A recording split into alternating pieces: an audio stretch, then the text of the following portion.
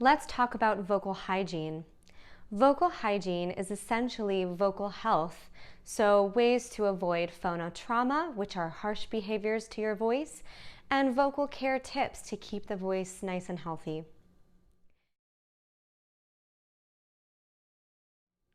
Our first point is going to be about excessive talking.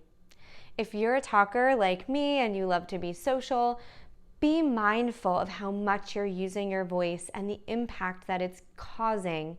Sometimes too much talking all day, every day for work or play can be really, really taxing to the vocal cords. Another one is excessive volume. So if you're a talker and you like to be really loud, we raise our voice with our family or friends for various reasons. Maybe we are a sports enthusiast, or we have some road rage, or maybe even we just yell a lot or shout a lot for other reasons. That can be really impactful to the voice. It's important to note, and this is rare, but it does happen, that one instance of phonotrauma, such as a loud yell or a shout, a really, really harsh cough, can cause pathology to the vocal cords, such as a polyp or a hemorrhage, which is basically a bruised vocal cord. It could also cause a vocal tear, other things that can happen to the voice. So be careful with the voice and how you're using it and how much strain you're putting on it. Hydration is another part of vocal hygiene that's really important to talk about. We want to make sure that we're keeping our vocal cords nice and lubricated. Additionally, we have lots of mucus and secretions, and that can be more thick, dry, viscous if we're not hydrating to keep things thin and, like I said, lubricated. Hydration is important because our vocal cords actually vibrate together. For males, it's closer to 100 times per second on average. Females, closer to 200 or so times per second. It's a very general average, but it's hundreds of times per second. And for singers or people who have lots of vocal range, it can be even more. So making sure that we're not having our dry vocal cords rubbed together like sandpaper and it's nice and lubricated in the tissues is going to be better for you. And one way to think about that is taking half your body weight in ounces and drinking that amount of water per day, or try to at least get up to that 8 cups a day that everyone recommends, the 64 ounces.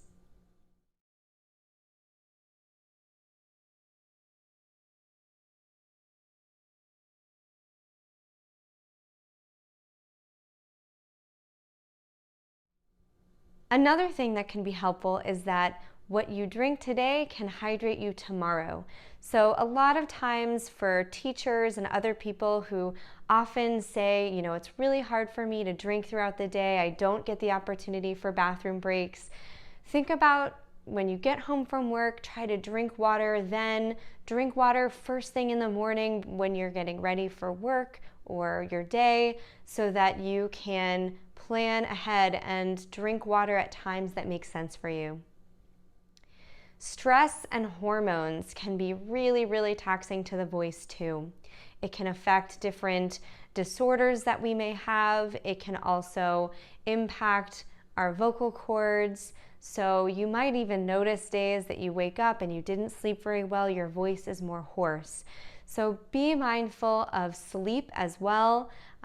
Stress, manage your stress, find ways to take care of yourself. So let's talk about vocal care tips.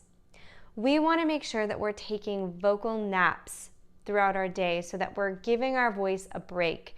These naps are recommended to be about 10 minutes per every hour of voice use.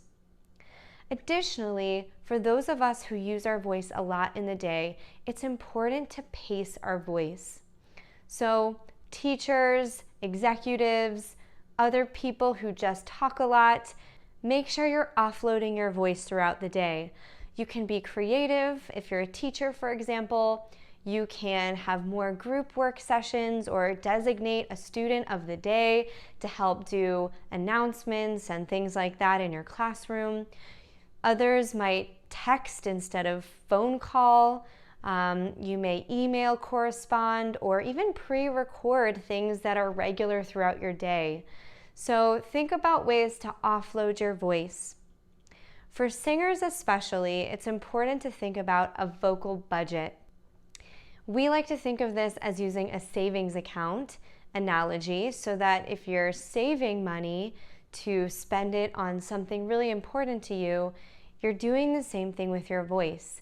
You're going to save your voice throughout your day. So that means maybe have lunch by yourself instead of being social, or don't go out with your friends the night before a big gig or event or singing performance. So making sure that you're saving your voice so that you can spend it on what matters. Being aware of your voice is very, very important, and sometimes we just don't take the time to do that. So it's an important part of vocal hygiene is to just increase your awareness of your vocal habits, good and bad. Make sure that you are avoiding harsh behaviors to the voice. So this can include chronic throat clearing and chronic coughing. Amplification can be very, very important if you're a professional voice user. When you think about your job and your daily task of having to project across a classroom or present in meetings and train employees, whatever it may be, your voice use every day is going to be rather taxing to your voice over time. So you want to be mindful of using strategies that can be helpful to reduce the amount that you have to put on your voice. If you work at a school, they may supply you with a microphone, or you may have to purchase your own. And there's good news because you can find personal amplifiers online at a pretty low cost, depending on what you want in your amplifier. But it can be as simple as clipping a speaker system to your belt or wearing it around your neck. They come with a headset mic, some come with lapel mics. So there are different options that you can use for your students. If you have younger students, there are studies that actually support that amplified voices help students learn, so it's a win-win for you in that regard. For others who are not teachers, same thing goes. However, depending on how large of a room that you have, you may need something a little bigger, like a PA system. If you're going around giving talks at different locations, check with them to see what kinds of amplifiers that they have available for you, or invest in your own. So thinking about even using a microphone for a group as small as 10 people, you never know what their listening situation might be, if they're hard of hearing, etc. So think about even as small as 10 people in a group, an amplifier can really benefit you and take a load off of your voice.